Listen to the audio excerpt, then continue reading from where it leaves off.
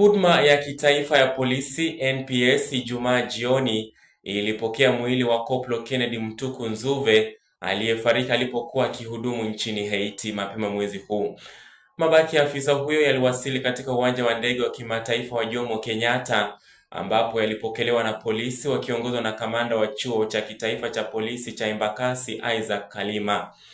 Koplo Nzuve alipoteza maisha katika ajali ya barabarani mnamo Septemba mosi mwaka 2025 alipokuwa akihudumu chini ya misheni ya kitaifa ya usaidizi wa usalama nchini Haiti.